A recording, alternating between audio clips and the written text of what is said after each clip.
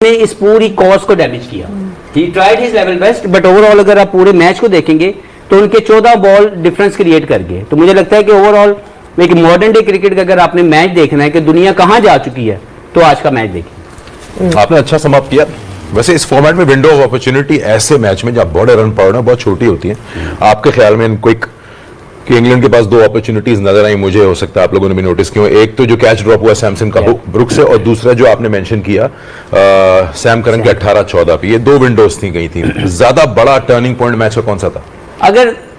अगर मैं ओवरऑल देखूं तो मुझे लगता है कि संजू सैमसन जैसे बंदे का कैच छोड़ना इनिशियली वो उनको काफी डेंट डालता, क्योंकि उनकी बैटिंग की वो एक दीवार बन के पिछला मैच भी उन्होंने जितवाया, और फिर जैसे ही कैच छूटा अगले ही बॉल पे मिड विकेट पे छक्का मारकर उन्होंने अनाउंस कर दिया कि अब तुम्हारी खैर नहीं है। तो मुझे लगता है कि वो एक डिफाइनिंग मोमेंट था। अदरवाइज ये नहीं कि इनकी बैटिंग में स्ट्रेंथ नहीं है, तो वो जो ओवरऑल पूरा सेटअप था वो शायद इतना आसान ना होता जितना संजू सैमसन की बैटिंग ने कर। ज्यादा बड़ा टर्निंग पॉइंट था वो।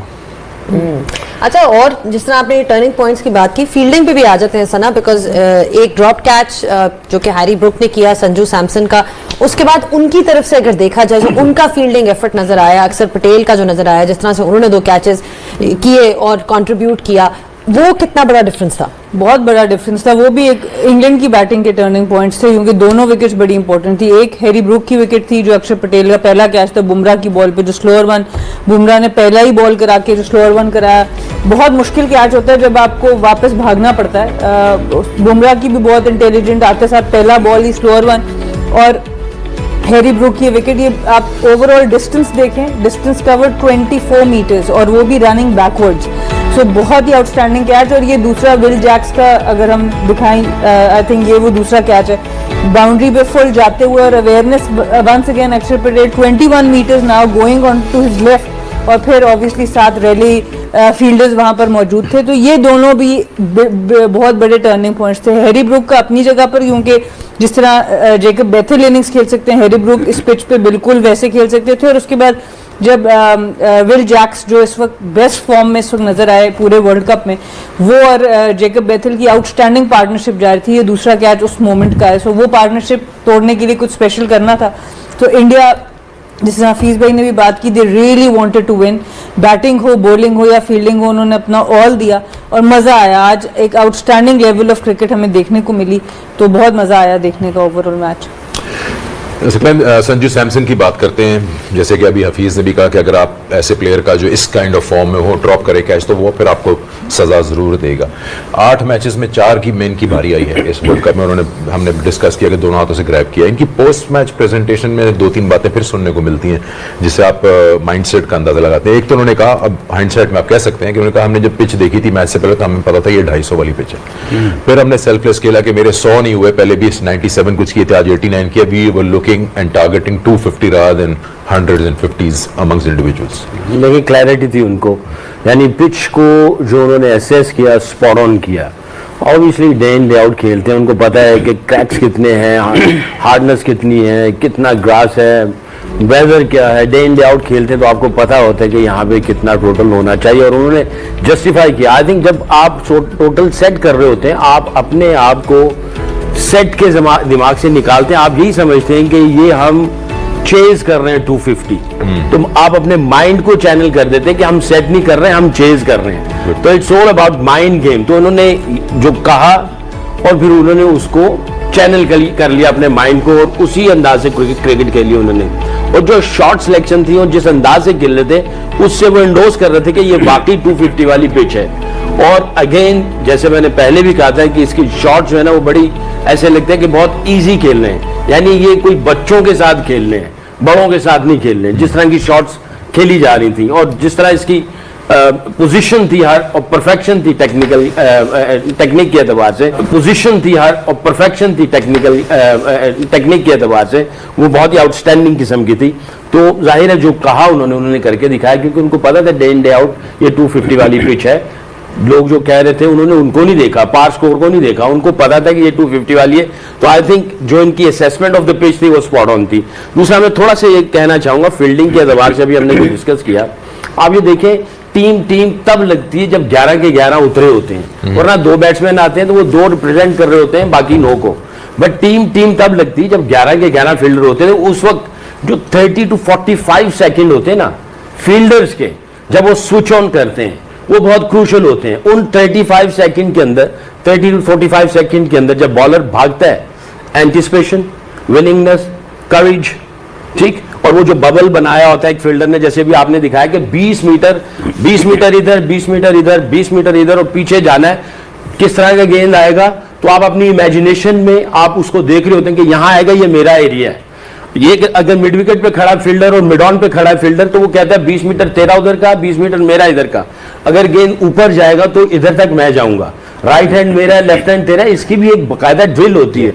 उसने जो फील्डिंग कोच को नाम मेंशन किया, ये फील्डिंग कोच ऐसे नहीं होते हैं, वो आपको एंगल्स कटिंग का बता रहे होते हैं कि आपने कब एंगल को काटना है, कितना गेंद ऊपर जाएगा तो कैसा एंगल काट के जाना है, और कितनी अगर फ्लैट जा रहा होगा तो आपको एंगल नहीं काटना, आपको इस तरफ भागना है ताकि आपको गेंद आके वहां से पकड़ सकेंगे आप। कभी आपको आगे से पकड़ना है, कभी पीछे से पकड़ना है। तो इनकी फील्डिंग के अंदर ऐसे लग रहा था कि इनकी प्रिपरेशन बहुत ही आउटस्टैंडिंग किस्म की थी। Anticipation, support the bowler, willingness, courage, फिर उसके बाद जो उनका भागना था, एजिलिटी थी, पैंथर्स की तरह गए, और जिस तरीके से दोनों फील्डर्स की कोऑर्डिनेशन थी, कैच पकड़ के आगे उसको पास ऑन किया, तो ये सारी चीजें बता रही हैं कि वो सारे फील्डिंग के बॉक्सेस इन्होंने टिक किए, जिसकी वजह से आज अगर इंग्लैंड मार खाया, ठीक है, 2-4 चीजें थी, बट आई थिंक इंग्लैंड की जो फील्डिंग थी और इंडिया की जो फील्डिंग थी वो फार बेटर थी इंडिया की, उनकी एंटिसिपेशन और उनका सारी एग्जीक्यूशन में बैटिंग दोनों ने बहुत अच्छी की। नहीं, बहुत बड़ा डिफरेंस था और बड़ा अच्छा आपने एक्सप्लेन किया कि किस तरह से कॉर्नर्स कट होते हैं। उमर, बॉलिंग आज generally an expensive day for the bowlers, wicket भी ऐसी थी कुछ इस तरह से, लेकिन अगर बात की जाए डिफरेंस की बॉलिंग में, तो वो जो डेथ में हमने बुमराह एंड पांड्या की तरफ से परफॉर्मेंस दी है, एंड बुमराह जब भी उनके पास उनको बॉल दी जाती है ऐसे क्रंच मोमेंट्स में, this is not the first time that we have seen him do something like this, जब भी उनको बॉल दी जाती है वो हमेशा डिलीवर करते हैं। What makes him so special in your opinion?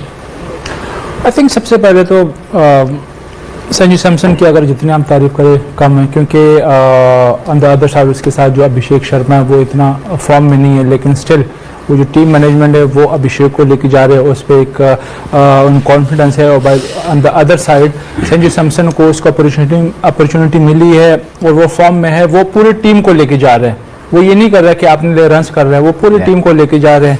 Secondly आपने बुमराह की बात की, तो आई थिंक बुमराह इसलिए तो वर्ल्ड का बेस्ट बॉलर है, उसको जितना गेम अवेयरनेस है, जितना वो उसकी स्किल्स है और एक करेक्टर है, उसको जब भी कैप्टन उसको बॉल देता है, जब भी जो भी उसका रोल उसको बताता है कि ये आपका रोल है, अभी यहाँ पे हमें कंटेन बॉलिंग करके दे दो, वो कंटेन कर सकता है, उसकी जो स्किल्स है। अगर उससे एक्सपेक्ट कर रहे हैं कि आप विकेट दिलाओ तो वो उसके लिए ब्रेक थ्रू दिलाता है। अगेन जिस तरह 2024 में उसने क्रंच टाइम पे करेक्टर शो किया और मैच जिताया, फाइनल जिताया, वहाँ पे विकेट लेने की जरूरत थी अगेंस्ट पाकिस्तान पे फाइनल में, और आज फिर उसने करके दिखाया जो डेथ के ओवर थे, या और स्पेशली जो ब्रुक्स का जो आउट था, आई एम श्योर कि उसने बड़ा अच्छा कैच किया, लेकिन उसकी जो गेम अवेयरनेस है, उसकी जो स्किल्स है, उसको पता है कि ये हार्ड आ रहे बैट्समैन, तो उसने पहले ही स्लोअर वन किया और उसको अपने पेस से रिसीव किया, वेरिएशन से रिसीव किया। तो आई थिंक स्ट्रॉन्ग करेक्टर है, और जब भी उस टीम की ज़रूरत है तो वो टीम के लिए अवेलेबल होता है। और आज की जो थोड़ी देर पहले सिकंदर भाई ने थोड़ी सी बात की, वो डिफरेंस की कि दोनों टीमों में डिफरेंस क्या थे, तो हफीज़ ने सही मेंशन किया। एक तो आपकी फील्डिंग कि वो जो 2 कैचेस थे उसके अक्षर पटेल ने जो 2 कैचेस किए, और ऑन द अदर साइड जो संजू सैमसन का जो कैच ड्रॉप हुआ है, और सेकेंडली हफीज़ ने मेंशन किया कि जो उसके सेम करन के 14 बॉलों पे 18 रन थे। आई थिंक वो एक डिफरेंस था, लेकिन उससे ज़्यादा जो एक और चीज़ है जो डिफरेंस पड़ी है मेरे ख्याल से, जो इंग्लैंड ने जो एक्स्ट्रास किए, जो वाइड किए, उन्होंने 9 वाइड किए, इट्स मीन्स कि आपने 1.5 ओवर एक्स्ट्रा किया। जब ऐसे पिचेज होते हैं जहाँ पे हाई स्कोरिंग पिचेज होते हैं, तो वहाँ पे आप किस तरह रिस्ट्रिक्ट कर सकते हो, अच्छी फील्डिंग से और एक्स्ट्रा से। तो आई थिंक उन्होंने एक तो फील्डिंग आज उस तरह की नहीं की, और सेकेंडली उन्होंने एक्स्ट्रा ज्यादा दिए। देखिए ये कंप्लीट बॉलिंग कोच वाली बातें कर रहा है। नहीं, बिल्कुल सही, ये सारे पॉइंट्स जो हैं छोटे-छोटे पॉइंट्स, एक सवाल मेरा हफीज से है, अब अगर आप मैच देख, यही बुमराह के ओवर्स देखें, जिस तरीके से सैम करन खेला है, आप अक्सर बैट्समैन को कहते हैं just watch the ball, don't watch the batter, a wide ball is coming towards you and treat that wide ball, that's it. लगता नहीं कि बुमराह इनके दिमागों में घुसा हुआ है, क्या उसके ऊपर एक दो बाउंड्री नहीं लग सकती थी? There were 2 balls which I believe Sam Curran should go after, but I don't know what happened to him. दिमाग में अगर आपको इजी बॉल टांग पे फुल टॉस मिल रहा है, you have to swing your bat, it can go anywhere.